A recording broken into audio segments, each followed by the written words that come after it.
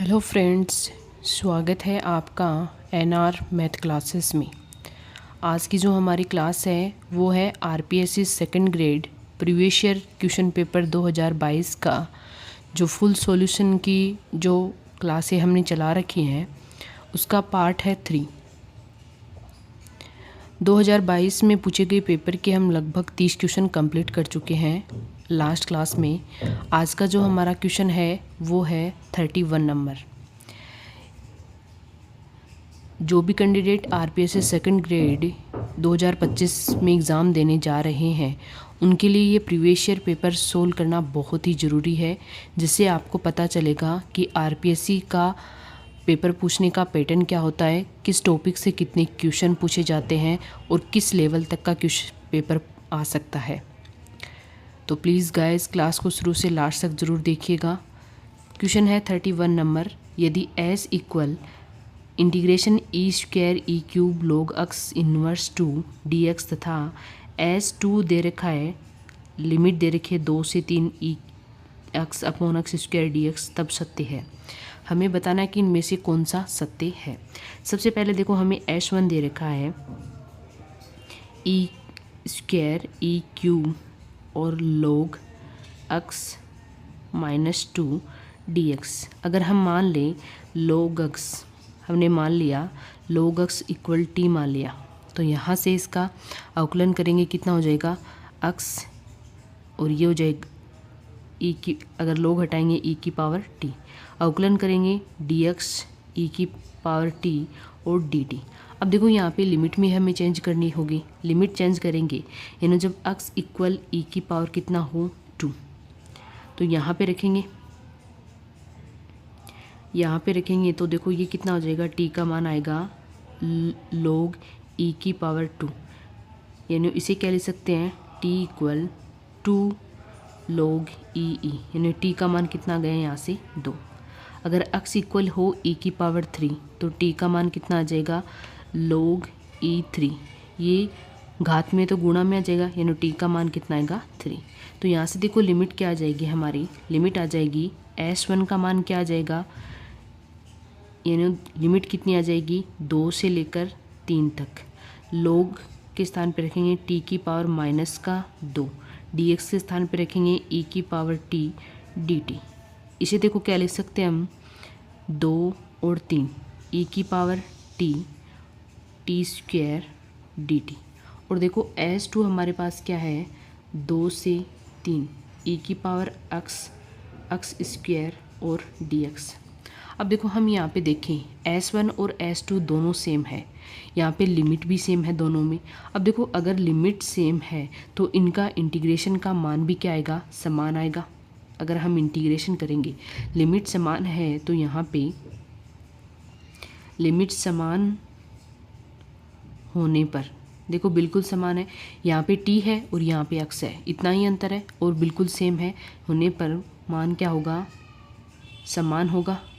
यानी S1 का मान किसके समान होगा, यानी S1 का मान किसके इक्वल होगा S2 के। यही हमें पूछा है कि कौन सा कथन यहाँ पे सत्य होगा, तो यहाँ पे फोर्थ जो कथन है वो क्या हो जाएगा, सत्य हो जाएगा, यानी S1 इक्वल क्या हो जाएगा S2। नेक्स्ट क्वेश्चन है, देखो लिमिट का क्वेश्चन है। लिमिट से हमेशा 2 या 3 क्वेश्चन जरूर पूछे जाते हैं, इस पेपर में भी पूछे गए हैं, आप देखोगे तो। सबसे पहले हमें यहाँ पे देखो क्या करना होगा, यहाँ से इसको अंडर रूट को थोड़ा सरल करना होगा, तो इसके विपरीत चिन्ह से वज्र गुणा कर देंगे। तो देखो क्या करेंगे, लिमिट x टेंस टू 0, यहाँ लिखा हुआ है under root x plus under root x plus under root x plus under root x, ये माइनस है, इसके विपरीत चिन्ह से गुणा करेंगे तो प्लस आएगा यहाँ पे, यानी x plus under root x plus under root x, विपरीत चिन्ह यानी यहाँ पे plus under root x, into में भी गुणा हो जाएगा यानी x plus under root x plus under root x plus under root x। अब देखो यहाँ पे हम a माइनस बी और a प्लस बी वाला फॉर्मूला लगा लेंगे, क्या होता है a square minus B square, ठीक है, वो लगाएंगे तो देखो यहाँ से क्या मान आएगा, लिमिट x टेंस टू 0, ये अंडर रूट बड़े वाला अंडर रूट हट जाएगा, तो यहाँ से देखो क्या मान आएगा x प्लस अंडर रूट अक्स प्लस अंडर रूट अक्स, यहाँ से ये हट जाएगा तो माइनस का अक्स, अपॉन में ये ऐसा कैसा आएगा। जब भी इस प्रकार से लिमिट दी हुई हो तो भी वज्र गुणा करके विपरीत चिन्ह से आप सबसे पहले अंडर रूट को सरल करने की कोशिश करें। अक्स से अक्स क्या हो जाएगा, कैंसिल हो जाएगा। यहाँ से मान क्या आएगा, देखो लिमिट अक्स टेंस टू 0। अब देखो यहाँ से हम अंडर रूट अक्स कॉमन ले सकते हैं। अगर अंडर रूट अक्स कॉमन लेंगे तो यहाँ पे कितना मान बचेगा हमारा, 1 + 1 अपॉन अक्स, ये मान बचेगा अपॉन, यहाँ से भी अंडर रूट अक्स कॉमन ले, अंडर रूट अक्स कॉमन ले नीचे से, तो यहाँ से देखो कितना मान बचेगा, अंडर रूट अक्स कॉमन ले तो यहाँ तो बचेगा, देखो इसमें से बचेगा 1 प्लस यहाँ पे देखो क्या हो जाएगा, डिवाइड हो जाएगा, यहाँ पे क्या हो जाएगा, डिवाइड 1 अपॉन अक्स, और यहाँ पे क्या हो जाएगा 1 upon x q plus under root sorry ये भी कितना हो जाएगा, अंडर रूट अक्स कॉमन ले लिया तो ये हो जाएगा 1। यहाँ से अंडर रूट अक्स से अंडर रूट अक्स कैंसिल हो जाएगा। अब देखो अगर हम लिमिट रखें यहाँ पे अक्स टेंस टू 0 रखें तो यहाँ पे देखो मान कितना आएगा, मान आएगा 1 + 1/0। अगर यहाँ पे रखें तो ये आएगा 1 + 0 + 0 और प्लस 1, यानी ऊपर मान कितना आएगा 1, नीचे मान आएगा अंडर रूट 1 यानी 1 + 1 यानी कितना हो जाएगा 1/2, यानी मान क्या गया हमारा, ऑप्शन नंबर सेकंड हमारा क्या हो जाएगा, करेक्ट हो जाएगा। ठीक है, नेक्स्ट क्वेश्चन है किसी सदिश ए वेक्टर के लिए ए वेक्टर क्रॉस आई कैप का होल स्क्वायर प्लस ए वेक्टर क्रॉस जे कैप का होल स्क्वायर, ए वेक्टर प्लस नहीं है भी, ये क्रॉस है यहाँ पे, के कैप का होल स्क्वायर का मान बराबर है, यानी ये किसके बराबर आएगा ये हमें बताना है। तो सबसे पहले देखो अगर हमारे पास एक भी मान हो तब हम क्या कर सकते हैं, इसे सरल कर सकते हैं। तो हमने माना ए वेक्टर हमने मान लिया A1 आई कैप प्लस A2 जे कैप प्लस A3 के कैप। अब हमें पता है क्रॉस होता है वो करल होता है, यानी क्रॉस करेंगे इसे, यानी ए वेक्टर को हम अगर क्रॉस करें किससे, आई कैप से, तो ये पूरे से होगा, यानी क्या होगा A1 आई कैप प्लस A2 जे कैप प्लस A3 के कैप, और क्रॉस किससे होगा, आई कैप से। आई कैप क्रॉस आई कैप कितना होता है 0, तो ये तो हो जाएगा 0। जे क्रॉस आई कैप क्या होता है, इस के कैप, तो ये हो जाएगा प्लस A2 के कैप प्लस A3 है यानी के आई कैप, तो ये कितना हो जाएगा जे कैप, तो ये हो जाएगा A3 जे कैप, यानी ये किसका मान आ गया, ए वेक्टर क्रॉस आई कैप का मान आ गया हमारे पास। ठीक है, अब ये मान हमारे पास किसका आ गया,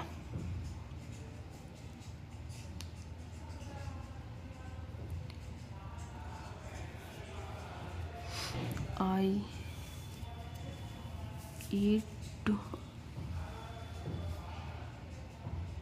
ये थोड़ा देखो गुणा, ये माइनस में होगा भी यहाँ पे, तो ये माइनस में यहाँ पे, यानी ए वेक्टर क्रॉस आई कैप का जो मान आया हमारे पास वो आया -A2 के कैप प्लस A3 जे कैप, या फिर आप सारणी के रूप में सरल कर लेना ऐसे, आई कैप जे कैप के कैप, यानी A1 A2 A3, इसका मान होगा 1 0 0, इसे सरल करोगे तब भी यही मान आएगा। दूसरा है हमारे पास अगर ए वेक्टर क्रॉस जे कैप करें तब मान क्या आएगा हमारा, A1 के कैप माइनस A3 आई कैप। दूसरा है ए वेक्टर क्रॉस करें के कैप, तो यहाँ से मान कितना आएगा, -A1 जे कैप प्लस A2 आई कैप। अब हमें देखो इसका होल स्क्वायर चाहिए तो हम इसका भी होल स्क्वायर कर देंगे, यानी इन तीनों इक्वेशन जो हमारे पास आई इनका होल स्क्वायर कर देंगे। तो यहाँ से देखो क्या मान आएगा, ए वेक्टर क्रॉस आई कैप का होल स्क्वायर कितना हो जाएगा, A3 का स्क्वायर, क्योंकि के स्क्वायर के इंटू के कितना होता है 1 होता है, प्लस A2 स्क्वायर, ये हो गई इक्वेशन फर्स्ट। दूसरा है ए वेक्टर क्रॉस जे कैप का होल स्क्वायर, यहाँ से आ जाएगा a1 स्क्वायर और a क्यूब स्क्वायर, ये इक्वेशन 2। ऐसे देखो थर्ड का कर देंगे स्क्वायर, यानी a vector cross k cap का होल स्क्वायर, यानी a1 square plus a2 square, ये हो गई इक्वेशन थर्ड। हमें इसका मान पूछा है, ऐड करना है, तो तीनों इक्वेशन को ऐड कर देंगे, equation 1 plus equation 2 plus equation 3। तो यहाँ पे देखो a vector cross i cap का whole square plus a vector cross j cap का whole square plus a vector cross k cap का होल स्क्वायर। अब देखो यहाँ पे ये सारे मान दो बार हैं, ऐड करेंगे तो 2a1 square plus a2 square plus a3 square. इसे क्या लिख सकते हैं, देखो ये जो हमने माना है यहाँ से, तो इसे लिख सकते हैं 2a वेक्टर का होल स्क्वायर, यानी ऑप्शन नंबर फर्स्ट हमारा क्या हो जाएगा, करेक्ट हो जाएगा। नेक्स्ट क्वेश्चन है 34 नंबर, यदि a अवकल समीकरण d square y upon d x square plus alpha d y upon d x plus beta y equal e की पावर ए एक्स की सहायक समीकरण का एक द्विमूल हो तो इसका विशिष्ट समाकलन है, और अल्फ़ा बीटा यहाँ पे क्या दे रखे हैं, अचर है। अब देखो ए अवकलन समीकरण का क्या है, एक द्विमूल है। द्विमूल है तो इसे देखो हम क्या लिख सकते हैं, इसे क्या लिख सकते हैं हम, अगर हम इसका सहायक समीकरण लिखें, सहायक समीकरण, तो सहायक समीकरण कैसे लिखा जाएगा, यानी डी माइनस ए का whole square Y equal e की पावर कितना हो जाएगा, ए एक्स। हमें पूछा है विशिष्ट समाकलन। विशिष्ट समाकलन का मतलब होता है पी आई, विशिष्ट समाकलन। विशिष्ट समाकलन पूछा है हमें पी आई, तो पी आई क्या हो जाएगा हमारा, ई की पावर ए एक्स अपॉन में कितना हो जाएगा, डी माइनस ए का होल स्क्वायर। अब देखो यहाँ पे हमारे पास एक प्रॉपर्टी होती है इस प्रकार का इंटीग्रेशन सोल्व करने की, वो प्रॉपर्टी अगर हम लगाएं, देखो अगर हमें इस प्रकार से मान दे रखा हो डी ई की power a x equal 1 upon f of a e की पावर ए एक्स, कंडीशन है कि f of a not equal क्या होना चाहिए, 0 होना चाहिए। ठीक है, एक तो ये कंडीशन हो गई। ठीक है, दूसरी कंडीशन होती है, दूसरी कंडीशन क्या होती है कि मान लीजिए एफ ऑफ ए क्या हो, 0 हो जाए, यहाँ पे क्या हो जाए, 0 हो जाए, ए रखने पर देखो 0 ही तो आएगा, 0 हो जाए। तो अगर इस प्रकार से इंटीग्रेशन हो तो उसे कैसे सोल्व करते हैं, देखो 1 अपॉन डी माइनस ए की पावर एन ई ए अक्ष, तो उसे क्या लिखेंगे, अक्ष स्क्वायर फैक्टोरियल एन ई की पावर ए एक्स। इस प्रकार से उसे क्या कर सकते हैं, हम सोल्व कर सकते हैं। अगर आपने अच्छे से ये कॉलेज वाला सिलेबस अच्छे से कर रखा है तो आपको पता भी होगा कि इस प्रकार के विशिष्ट समाकलन को हम किस प्रकार से हल कर सकते हैं। तो यहाँ से देखो पी आई का मान क्या हो जाएगा, यहाँ पे एन का मान कितना है, 2, तो ये हो जाएगा अक्स स्क्वायर फैक्टोरियल 2 ई की पावर अक्स। फैक्टोरियल 2 का मान कितना होता है, 2 होता है, तो ये हो जाएगा अक्स स्क्वायर अपॉन 2 ई की पावर ए एक्स। यही हमारा क्या होगा, विशिष्ट समाकलन। यानी कौन सा ऑप्शन हो जाएगा यहाँ पे, ऑप्शन नंबर फर्स्ट ही हमारा क्या हो जाएगा, करेक्ट हो जाएगा। नेक्स्ट दे रखा है अंतर समीकरण दे रखा है देखो, और हमें यहाँ पे y0 इक्वल 0 y1 इक्वल 1 का हल पूछा है। अब देखो हमें यहाँ पे अंतर समीकरण दे रखा है, तो अंतर समीकरण को हम कैसे लिखते हैं, अंतर समीकरण को हम लिख सकते हैं, इसे लिखेंगे 2e square minus 5e plus 2 Y X equal 0, इस प्रकार से लिख सकते हैं। अब इसका सहायक समीकरण बनाएंगे, यानी सहायक समीकरण, सहायक समीकरण क्या कैसे बनाते हैं, इक्वल क्या रखेंगे, m, तो ये हो जाएगा 2m square minus 5m plus 2 equal कितना हो जाएगा, 0। यहाँ से हम इसके गुणनखंड करेंगे तो हो जाएगा 2m square minus 4m minus m plus 2 equal 0। यहाँ से 2m कॉमन आ जाएगा, m माइनस 2 माइनस 1 यानी m माइनस 2। यहाँ से m के दो मान आ जाएंगे, देखो एक तो मान आएगा 2 और एक आएगा 1/2, 2 मान आ गए। अब हम यहाँ पे इसका हल लिखें तो कैसे लिखेंगे, देखो y अक्स इक्वल c1 2 की पावर क्या हो जाएगा अक्स प्लस c2 1/2 की पावर कितना हो जाएगा अक्स। ठीक है, अब ये तो हमारा हो गया हल।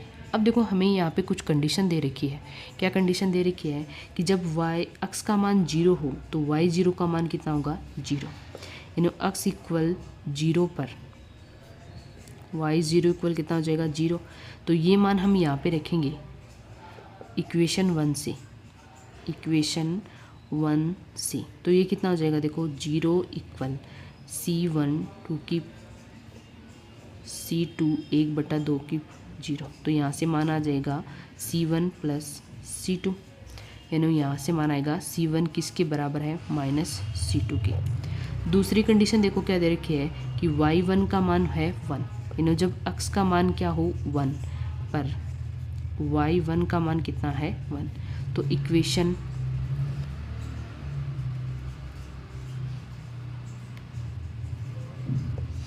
इक्वेशन 1 से फिर से मान कितना आ जाएगा 1 इक्वल c1 2 की पावर 1 प्लस c2 1/2 की पावर 1। तो यहाँ से मान कितना आएगा, देखो 1 इक्वल हो जाएगा 2c1। इसे यहाँ पे देखो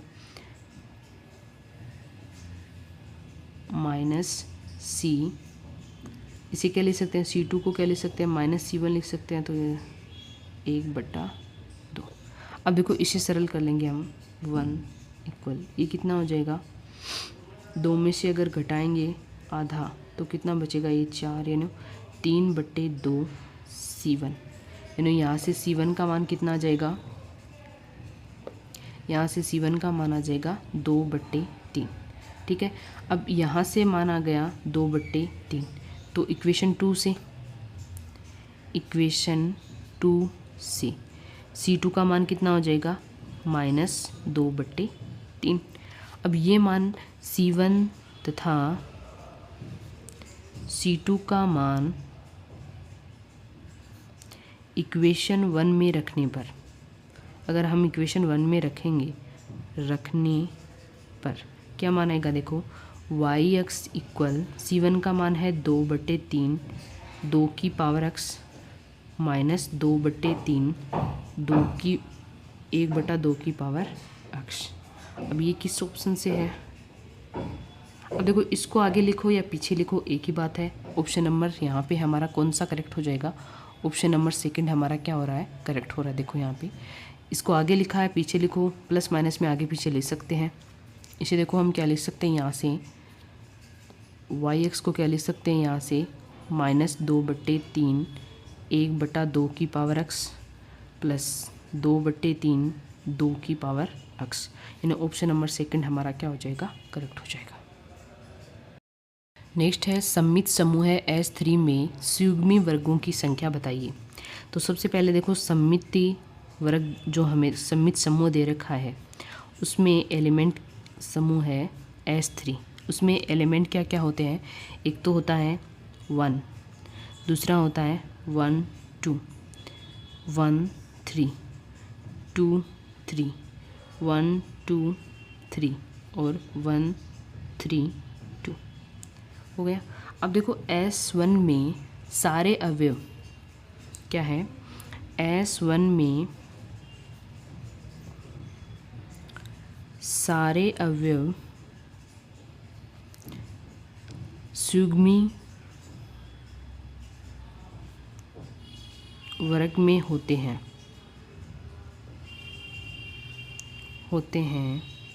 जिनका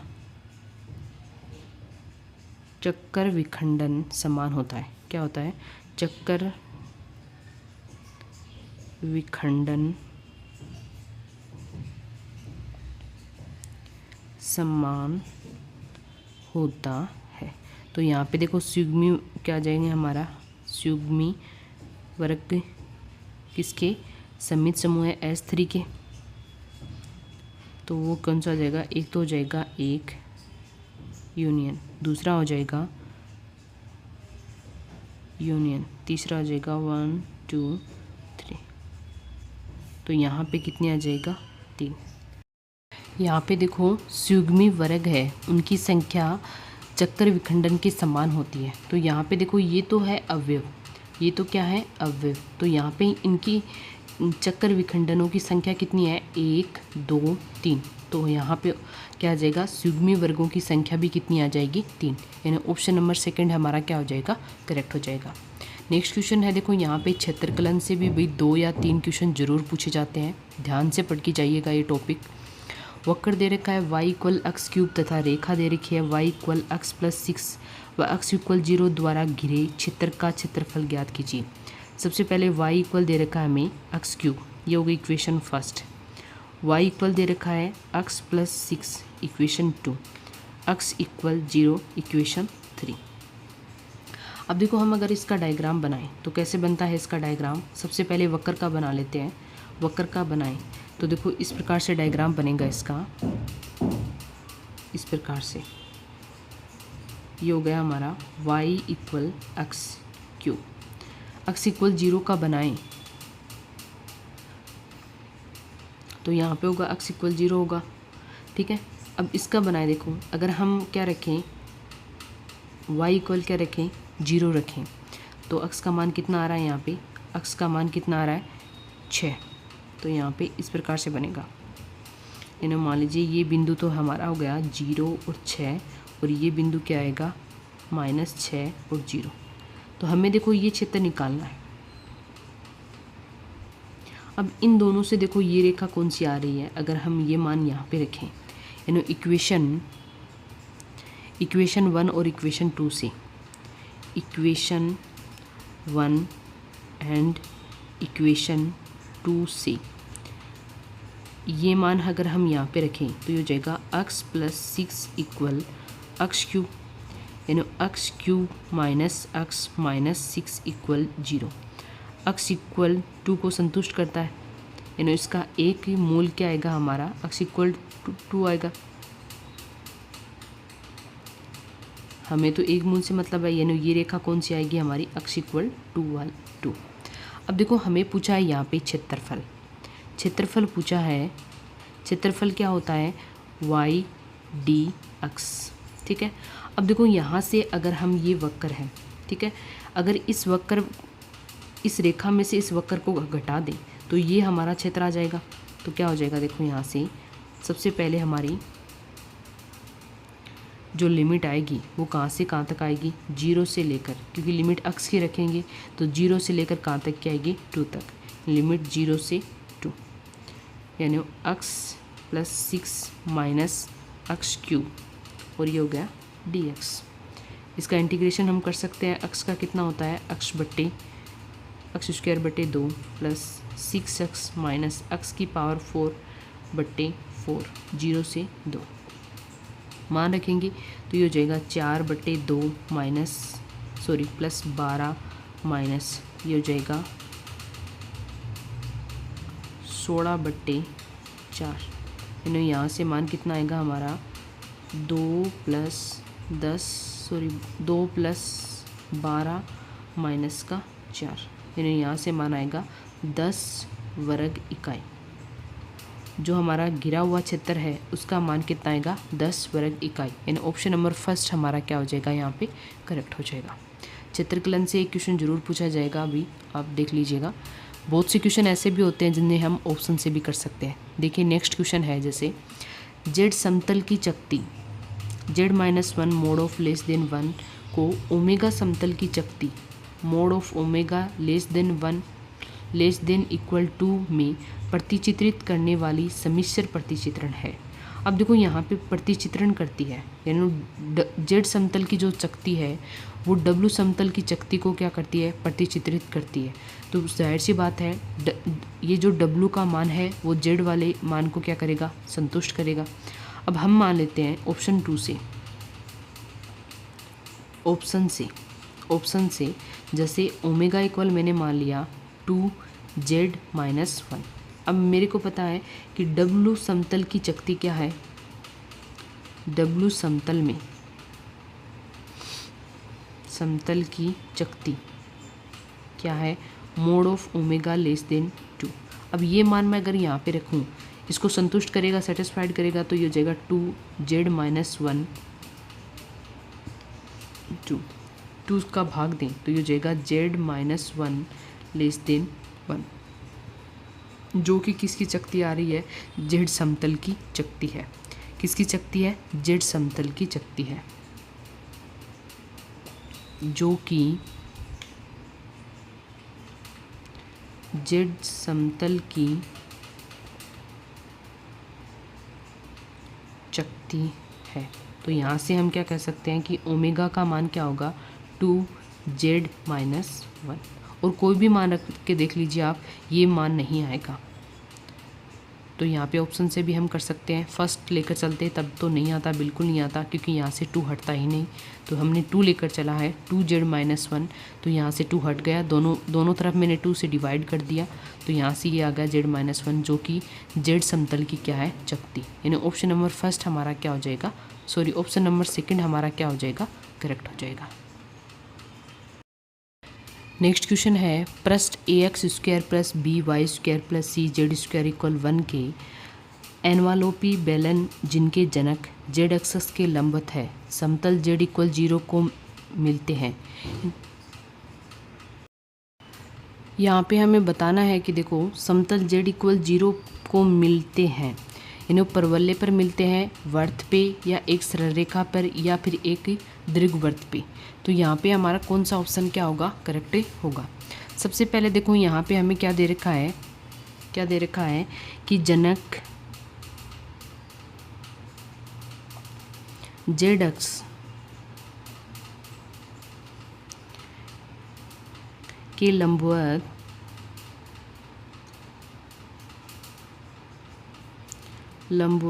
है, अतः z अक्ष के लंबवत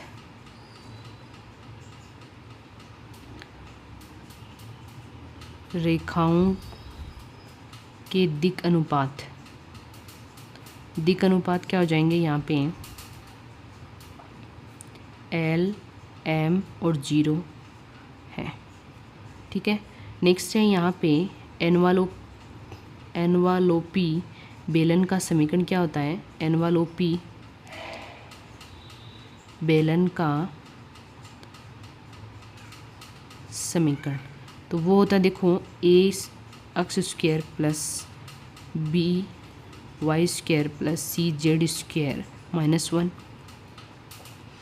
A L square plus B M square plus C N square equal A L x plus B M Y plus C N Z का होल स्क्वायर। ये क्या होता है, हमारा एनवालोपी बेलन का समीकरण होता है। अब देखो हमें क्या दे रखा है, यहाँ पे हमें दे रखा है, माना एनवालोपी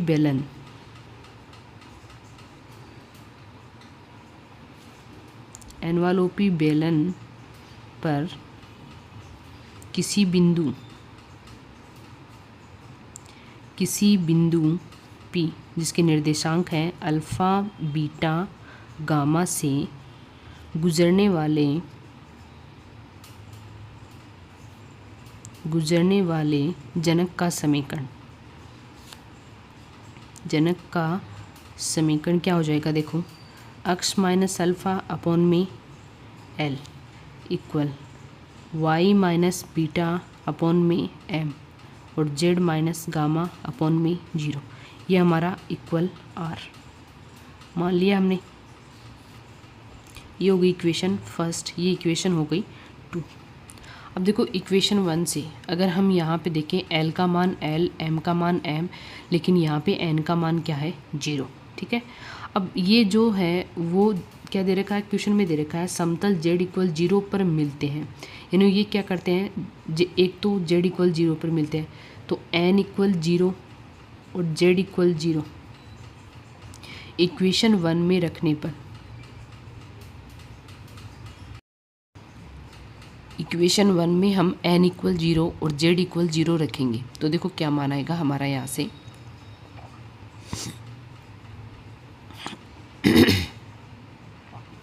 ये हो जाएगा a x square plus b Y square minus 1, ये 0 हो जाएगा। ये हो जाएगा A L square plus B M square, और ये क्या हो जाएगा 0 equal A L x plus B M y का whole square.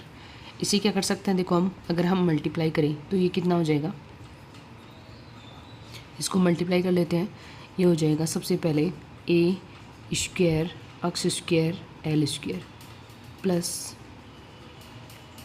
A B x square M square plus b a B Y square L square plus b square M square y square minus a L square minus b M square equal a square L square x square plus B M square और y square plus 2 a b l m Y.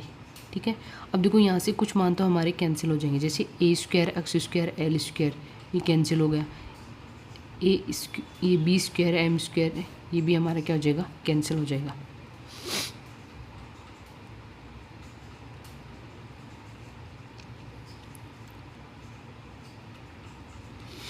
Next है यहाँ पे देखो इसको इधर लेके आए, A B x square M square plus A B Y square L square, इसको इधर लेके आए तो माइनस में 2a बी एल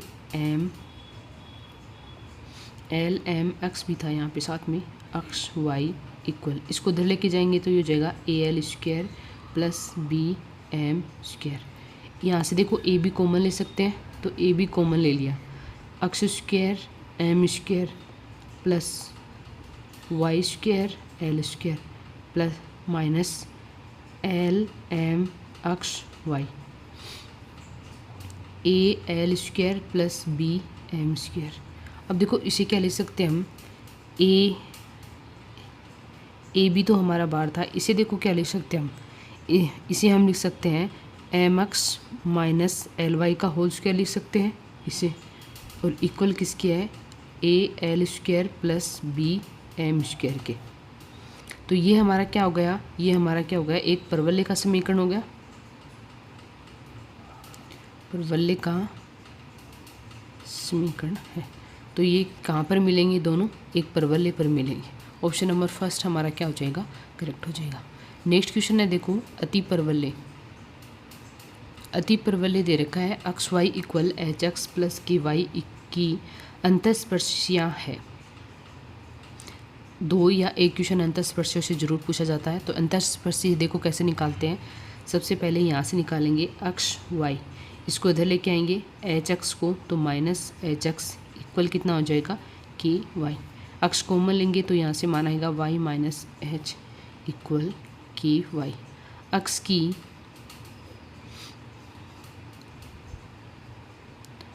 अधिकतम घात के गुणांक इक्वल क्या है 0, तो वो क्या जाएगा y माइनस एच इक्वल 0, क्योंकि अक्ष की अधिकतम घात कितनी है यहाँ पे 1। तो एक तो ये आ गई हमारी अंतस्पर्शी। दूसरी क्या आएगी देखो, इसे लिख सकते हैं हम अक्ष y, अगर इसको इधर लेके आएंगे तो ये हो जाएगा माइनस के वाई इक्वल कितना हो जाएगा एच एक्स। तो ये y कॉमन आएगा, यानी अक्ष माइनस के इक्वल एच एक्स। इस बार क्या होगी, y की अधिकतम घात के गुणांक को क्या करेंगे 0, अधिकतम घात के गुणांक इक्वल कितना हो जाएगा 0। तो यहाँ से कितना है, y का अधिकतम घात कितनी है 1, तो ये हो जाएगा x माइनस के इक्वल 0। तो ये दोनों हमारी क्या आ गई, अंतस्पर्शी आ गई।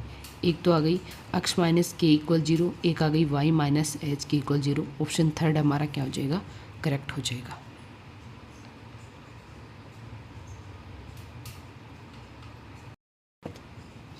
नेक्स्ट क्वेश्चन है, अनुक्रम दे रखा है समीशन 1/n की पावर p प्लस n की पावर q अक्ष स्क्वायर, अक्ष बिलोंग कर रहा है r, एक समान अभिसारी है। यानी एक समान अभिसारी है तो ये कब होगा, p <1 होगा P ग्रेटर देन 1 होगा, P इक्वल 0 होगा, P इक्वल 1/2 होगा। तो देखो इसे हम डायरेक्ट भी कर सकते हैं। कौन से परीक्षण से? वॉयस्ट्रॉस एम परीक्षण से।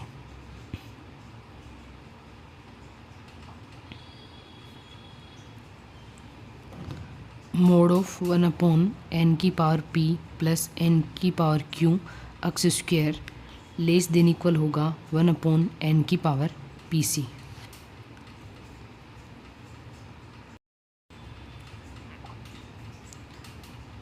पर जो दी गई श्रेणी है एक समान क्या होगी? अभिसारी होगी। एक समान अभिसारी है, अतः यह p ग्रेटर देन 1 के लिए सत्य है। लेस देन होता तो अपसारी होती, ग्रेटर देन है तो क्या होगी? अभिसारी, एक समान अभिसारी। यानी ऑप्शन नंबर सेकंड हमारा क्या हो जाएगा? यहाँ पे करेक्ट हो जाएगा। नेक्स्ट क्वेश्चन है, वक्र दे रखा है हमें यहाँ पे X square minus 3x plus 2x plus Y minus 2 plus 1 equal 0 की वाई एक्सिस के समांतर अंतःस्पर्शी ज्ञात कीजिए। यहाँ पे देखो हमें अंतःस्पर्शी ज्ञात करनी है, किसके समांतर? वाई एक्सिस के समांतर। वाई एक्सिस के समांतर अनंत स्पर्शियाँ ज्ञात करनी है हमें। ठीक है, अनंत स्पर्शियाँ ज्ञात करने के लिए क्या करेंगे? y की अधिकतम घात का जो गुणांक है, अधिकतम घात का गुणांक है उसे क्या रखेंगे? 0 के बराबर रखेंगे। अभी हमने निकाला भी था, गुणांक है उसको 0 के बराबर निकालेंगे। अब देखो इसको हम x से भी मल्टीप्लाई करेंगे, y से भी मल्टीप्लाई करेंगे। हमें पता है यहाँ पे y की अधिकतम घात कितनी है? 1 है। तो यहाँ पे ये इसके गुणा में होगा, यानी x square minus 3x plus 2 का मान क्या होगा? 0। इसके हम गुणनखंड कर सकते हैं, x square minus 2x minus x plus 2 equal 0। X common आ जाएगा, यानी एक्स माइनस 2 माइनस 1 कॉमन आ जाएगा, एक्स माइनस 2 इक्वल 0। यहाँ से x माइनस 2 कॉमन आ गया, एक आ जाएगा x माइनस 1 इक्वल 0। तो यहाँ पे इसकी x का मान एक तो आएगा 1 और एक क्या आएगा? 2। ये क्या हो जाएगी? हमारी y एक्सिस के सापेक्ष क्या हो जाएगी? अंतःस्पर्शियों का मान। यानी ऑप्शन नंबर हमारा यहाँ पे थर्ड क्या हो जाएगा? करेक्ट हो जाएगा। नेक्स्ट क्वेश्चन दे रखा है, देखो एक लंबवर्तीय बेलन का समीकरण जिसका x बटा 2 इक्वल y बटा 3 इक्वल z बटा 6 और त्रिज्या 5 है। तो हमें यहाँ पे देखो क्या करना है, उसका समीकरण ज्ञात, लंबवर्तीय बेलन का समीकरण ज्ञात करना है। अब ये थोड़ा देखो हार्डली होगा। सबसे पहले देखो लंबवर्तीय बेलन का समीकरण, लंबवर्तीय बेलन का समीकरण क्या होता है? समीकरण होता है x माइनस अल्फ़ा का whole square plus y minus beta का whole square plus z minus gamma का whole square equal r square plus l x minus alpha plus m y minus beta plus n z minus gamma upon में कितना है? Under root l square plus m square plus n square की whole square. ये होता है लंबवर्तीय बेलन का समीकरण। अब देखो यहाँ पे हमें क्या क्या मान दे रखा है। अगर हम इसका कंपैरिजन करें तो यहाँ से देखो, अगर हम कंपैरिजन करें x minus alpha upon l, y minus beta upon m और z minus gamma upon n, तो यहाँ से देखो अल्फ़ा का मान भी 0, बीटा का मान भी 0 और गामा का मान भी 0। l का मान है 2, m का मान है 3, n का मान कितना है? 6 और त्रिज्या कितनी दे रखी है हमें? 5। ये सारे मान हम यहाँ पे इस इक्वेशन में रखेंगे और इसे सरल करेंगे। बहुत ही कैलकुलेटिव क्वेश्चन था लेकिन सिंपल था। अगर कैलकुलेशन आपने अच्छे से कर ली तो आप तुरंत इसका आंसर टिक कर सकते थे। तो यहाँ से देखो क्या मान आएगा, अल्फ़ा सारे मान रखेंगे तो ये हो जाएगा X square plus Y square plus Z square equal R का मान है 5 का स्क्वायर यानी 25 प्लस एल का मान कितना है यहाँ पे, ये तो सारे जीरो हो जाएंगे, तो यहाँ पे एल का मान है वो हो जाएगा 2x plus 3y plus 6z upon L का मान कितना है यहाँ पे 2 का स्क्वायर यानी 4, 3 का स्क्वायर 9, 6 का स्क्वायर कितना हो जाएगा 36 और इसका होल स्क्वायर। इसे सरल करेंगे तो X square plus Y square plus Z square equal कितना हो जाएगा 25 प्लस ये हो जाएगा 2x plus 3y plus 6z का होल स्क्वायर अपॉन में कितना आएगा, ये कितना हो गया 49, स्क्वायर करेंगे तो अंडर रूट हट जाएगा यानी 49। इसको इधर लेके आगे जाएंगे, गुणा करेंगे यानी 49 X square plus 49 Y square plus 49 Z square equal 25 से भी मल्टीप्लाई होगा यानी 25 गुणा 49। इसको देखो होल स्क्वायर इसका सरल कर लेंगे तो ये हो जाएगा 4x square plus 9y square plus 36 Z square, फिर हो जाएगा प्लस ये हो जाएगा 6 को 2 से गुणा करेंगे तो 12xy plus 36yz plus 24zx, ये क्या गया यहाँ पे होल स्क्वायर। इसे थोड़ा और सरल कर लेंगे, इसको इधर लेके आएंगे 4x स्क्वायर को तो 49 में से घटाएंगे कितना बचेगा 45x स्क्वायर, y को इधर लेके आएंगे तो ये हो जाएगा प्लस 40y स्क्वायर, 49 में से 36 को घटाएंगे तो प्लस 13z स्क्वायर माइनस का 12xy माइनस का 36yz माइनस का 24xz। 12 और 49 को गुणा करेंगे तो ये हो जाएगा 1225, इधर लेके आएंगे तो इधर प्लस का था, इधर लेके आएंगे तो ये माइनस का। ये हमारा क्या आ गया, हमारा लंबवर्तीय बेलन का समीकरण आ गया। जिस ऑप्शन में ये इक्वेशन है वही ऑप्शन हमारा क्या है, करेक्ट है। तो सबसे पहले देख लीजिए यहाँ पे ऑप्शन नंबर हमारा हो जाएगा 45 40 13 minus minus minus, option number second हमारा क्या हो जाएगा, करेक्ट हो जाएगा। नेक्स्ट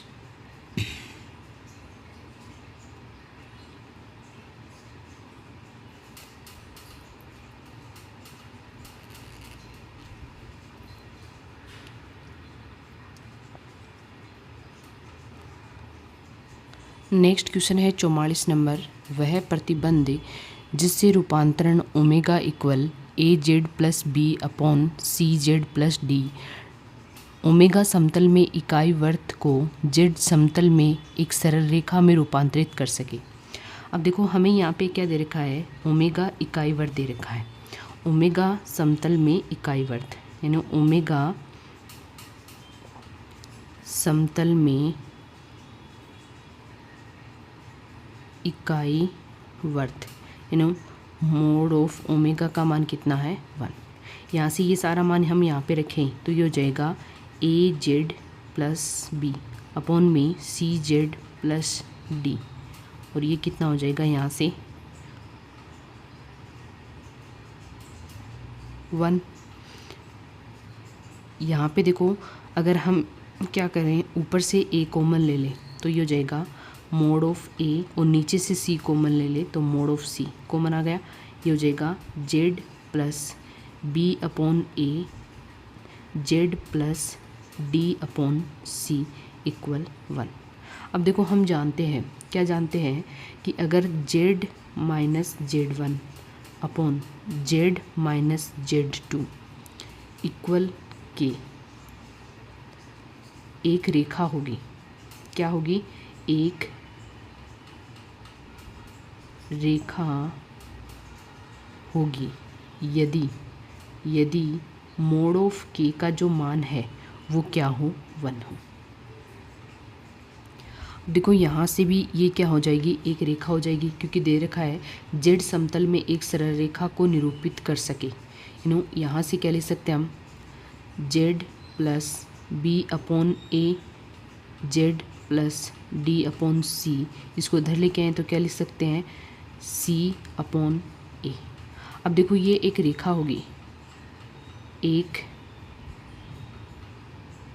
रेखा होगी, कब होगी, जब यहाँ से मोड ऑफ सी अपॉन ए का मान कितना हो, 1। इसे सरल करके क्या ले सकते हैं, मोड ऑफ सी का मान किसके इक्वल आ रहा है, मोड ऑफ ए के इक्वल आ रहा है। तो यहाँ से ऑप्शन नंबर 3 हमारा क्या हो जाएगा, करेक्ट हो जाएगा। नेक्स्ट क्वेश्चन है, देखो यहाँ पे प्रायिकता से भी 1 या 2 क्वेश्चन जरूर पूछे जाते हैं। 10 व्यक्तियों में 4 पुरुष 2 महिलाएं तथा 4 बच्चे हैं। इनमें से 4 व्यक्ति चुने जाते हैं तो इनमें निश्चित रूप से 2 बच्चे चुनने की प्रायिकता। अब देखो यहाँ में निश्चित दे रखा है कि 2 बच्चे तो निश्चित रूप से चुने ही जाएंगे, लेकिन हमें कितने व्यक्ति चुनने हैं, 4। 4 में से 2 तो बच्चे होने चाहिए। अब 4 में से 2 बच्चे हैं तो 2 हैं, जो 2 शेष बचे हैं वो महिलाएं भी हो सकती है, दोनों व्यक्ति भी हो सकते हैं। तो यहाँ से प्रायिकता क्या होगी, देखो सबसे पहले यानी पुरुष में से क्या करेंगे, 2 चुनेंगे, फिर क्या करेंगे 2 महिलाएं यानी 6C2। टोटल कितने हैं यहाँ पे देखो, 4 पुरुष 2 महिलाएं तथा 4 बच्चे हैं। तो यहाँ से टोटल कितने हैं, 10। चुनने कितने हैं, 4।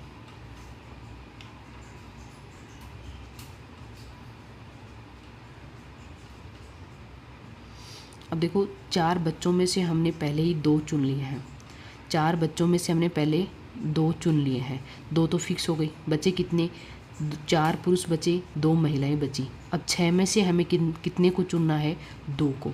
अब हम इसको क्या कर देंगे, 10C4 से भाग दे देंगे। इसे सरल कर देते हैं, देखो ये क्या होता है, factorial 4 upon factorial 2 factorial 2 factorial 6 upon में फैक्टोरियल 2 फैक्टोरियल 4। ये हो जाएगा फैक्टोरियल 10 फैक्टोरियल 4 और फैक्टोरियल 6। इसे थोड़ा सरल कर लीजिए तो प्रायिकता का मान आ जाएगा।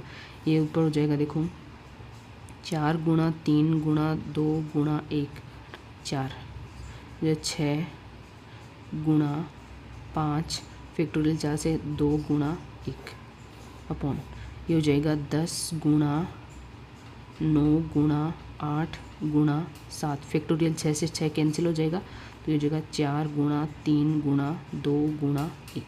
इसे 4 से 4 कैंसिल हो जाएगा, ये हो जाएगा 3, ये हो जाएगा 2, ये 3। ऊपर कितना आ जाएगा, देखो 6 गुणा 15 यानी 6 गुणा 15 और अपॉन में कितना आ जाएगा, 3 गुणा 10 गुणा 7। तो यहाँ से मान कितना आ जाएगा, देखो ये हो गया 3 2।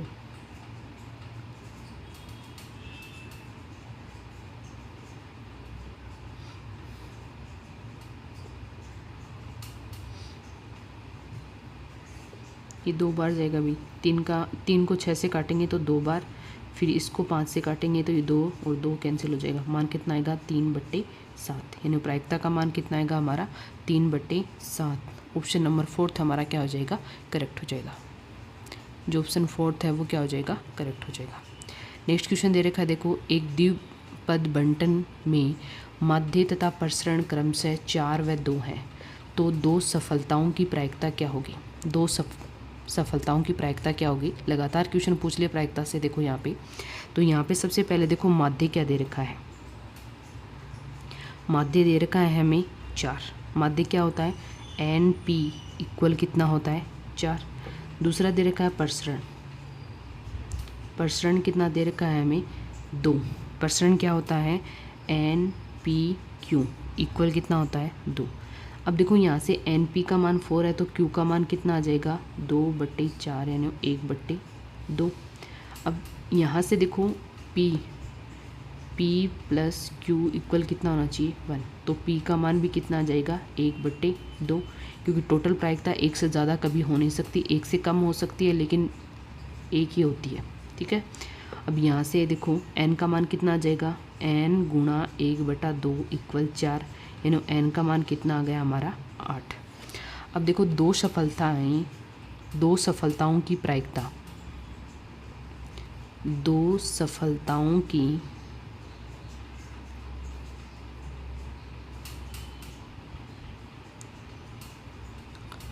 प्रायिकता क्या होगी? प्रायिकता निकालना formula px equal N C X, P की पावर x और q की पावर n माइनस एक्स। यानी यहाँ से माना जाएगा हमारा, ये हो जाएगा p x इक्वल 2 के लिए निकालेंगे तो ये हो जाएगा n का मान है 8c2, p का मान है यहाँ पे 1/2, इसकी पावर x है यानी 2, और q का मान भी 1/2, इसका मान कितना आ जाएगा 6।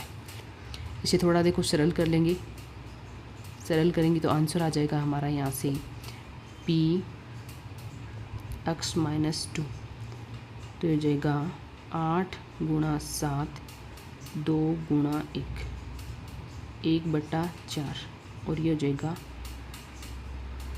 64।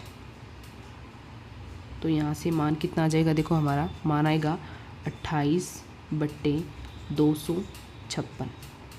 आप कैलकुलेशन तो खुद भी कर सकते हैं। तो यहाँ पे देखो थोड़ा जगह नहीं है इसलिए मैंने कैलकुलेशन अच्छे से नहीं करवाई, लेकिन फिर भी आप कर सकते हैं। 8c2 को मैंने सरल किया 1/2 का होल स्क्वायर 1/4, 1/2 की पावर 6 और 32 32 64, और ये हो जाएगा 28/256, यानी ऑप्शन नंबर 3 हमारा क्या हो जाएगा? करेक्ट हो जाएगा। नेक्स्ट क्वेश्चन है, यहाँ पे हमें यहाँ पे एक की श्रेणी दे के a³ upon 1 a³ plus 2³ a³ 3³ n पदों तक बराबर है। इन्हों सबसे पहले हमें nवां पद ज्ञात करना होगा। तो nवां पद कैसे ज्ञात करते हैं? देखो nवां पद यानी tn कितना हो जाएगा? समीशन n³ अपॉन में कितना हो जाएगा? n। प्रथम n प्राकृत संज्ञाओं के घनों की जो फॉर्मूला होता है वो क्या होता है? n+1/2 का होल स्क्वायर अपॉन में n। इसे सरल करेंगे तो यहाँ से मान आएगा n³ plus 2n² plus n/4। ये आ गया nवां पद। हमें निकालना है पदों तक यानी n पदों का योग। n पदों का योग कैसे निकालेंगे? Sn equal summation Tn। तो यहाँ से 1/4 तो बाहर आ जाएगा, हो जाएगा summation n³ plus summation 2n² plus summation n। अब हमें सबका देखो यहाँ पे फॉर्मूला पता है कि 1/4 तो बाहर आ जाएगा। n पदों के क्यूब का फॉर्मूला क्या होता है? तो यहाँ पे हो जाएगा n+1/2 का होल स्क्वायर प्लस 2। ऐसा कैसे होगा?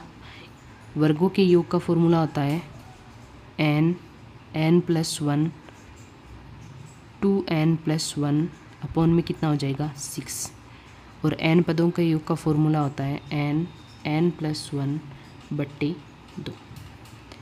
Sn।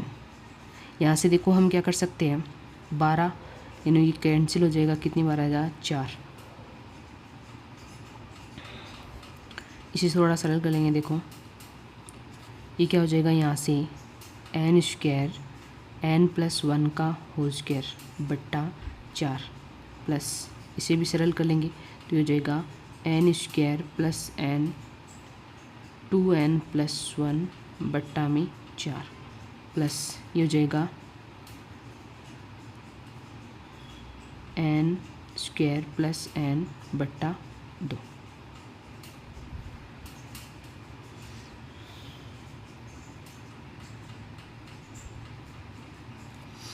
ये कैंसिल करेंगे तो यहाँ पे 4 नहीं आएगा, भी 3 आएगा, सॉरी ये 3 आएगा। यहाँ से हमने लघुत्तम ले लेंगे 12, तो Sn कितना हो जाएगा? 12 को बाहर ले आएंगे तो ये हो जाएगा 1/, कितना हो जाएगा यहाँ से? 48। ठीक है, 1/48 हो जाएगा। हम क्या ले सकते हैं? n और n+1 कॉमन ले सकते हैं। तो यहाँ से देखो क्या मान बचेगा, n+1 3 बार मल्टीप्लाई होगा, प्लस यहाँ से भी n यानी कितना बचा, यहाँ से 4 2n+1 प्लस यहाँ पे बचेगा 6। इसे थोड़ा और सरल कर लेंगे। देखो यहाँ से n का मान कितना आ जाएगा, यहाँ से n+1 बट्टे में 48, ये हो जाएगा 3n² प्लस 11n प्लस 10। सरल करके आप लिख लीजिएगा। यहाँ से देखो n को क्या कर सकते हैं हम, गुणनखंड कर सकते हैं यहाँ पे इसके, यानी n+1 बट्टे में 48, इसके गुणनखंड करेंगे 3n² plus 6n plus 5n plus 10।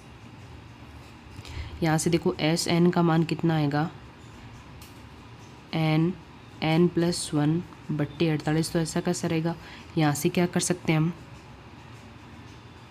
3n common ले सकते हैं, तो हो जाएगा 3n+2 और यहाँ से कितना हो जाएगा, ये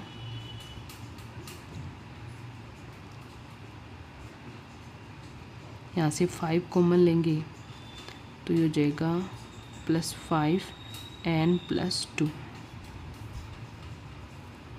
तो यहाँ से देखो n का मान कितना आएगा, n+1 n+2 3n+5 अपॉन में कितना आ जाएगा 48।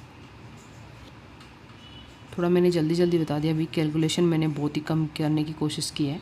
यहाँ पे देखो n पदों का योग निकालेंगे। हमें पता है प्रथम n प्राकृत संख्याओं के घनों का योग क्या होता है, n+1 बटा 2 का होल स्क्वायर होता है। इसे सरल करके मान निकालेंगे तो ये मान आ जाएगा। n पदों का योग निकालना है क्योंकि हमें यहाँ पे योग पूछा है, तो यहाँ पे n पदों का योग करेंगे तो समीशन लगा देंगे, summation n³ summation n² summation n³ के घनों के पदों का योग कितना होता है, ये मान मैंने यहाँ पे रख दिया। n के वर्गों का योग कितना होता है, वो भी मान यहाँ पे रख दिया, और n पदों का योग कितना होता है, वो भी सारे मान रख दिए। इसे देखो आपको गुणा भाग करके सरल करना है। सरल करने के बाद में n का जो मान आएगा वही हमारा क्या हो जाएगा, आंसर हो जाएगा। ऑप्शन नंबर सेकंड हमारा क्या हो जाएगा, यहाँ से करेक्ट हो जाएगा। इस टाइप से आज के प्रैक्टिस सेट में हमने लगभग 16-17 क्वेश्चन सोल्व किए हैं। 47 नंबर तक हम क्वेश्चन सोल्व कर चुके हैं। नेक्स्ट क्वेश्चन हम नेक्स्ट क्लास में सोल्व करने की कोशिश करेंगे। आज से आपको वीडियो लगातार मिलेगी। अगर आपको वीडियो अच्छा लगे तो लाइक शेयर सब्सक्राइब ज़रूर कीजिएगा। और हाँ गाइस, प्लीज़ एग्ज़ाम से पहले प्रीवियस ईयर क्वेश्चन पेपर को करना बहुत ही ज़रूरी है। तो आप प्लीज़, आपको यूट्यूब पर पहली बार फ्री में मैं आपको प्रीवियस ईयर क्वेश्चन पेपर का फुल सॉल्यूशन अवेलेबल करवा रही हूँ। तो प्लीज़ गाइस, इसका फ़ायदा उठाइए। Thank you so much. मिलते हैं नेक्स्ट क्लास में।